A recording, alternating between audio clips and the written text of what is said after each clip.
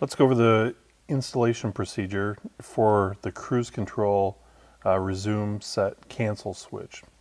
It's mounted here on the steering wheel. It's pretty straightforward. We're going to take our Phillips screwdriver and insert it into the side here and simply remove the two screws located holding it down.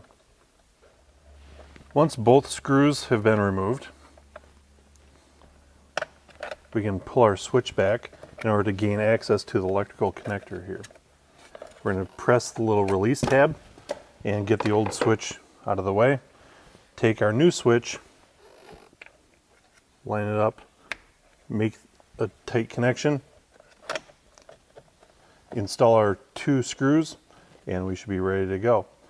If any trouble codes have been set by the malfunctioning switch previously, it might be necessary to go in and erase memory.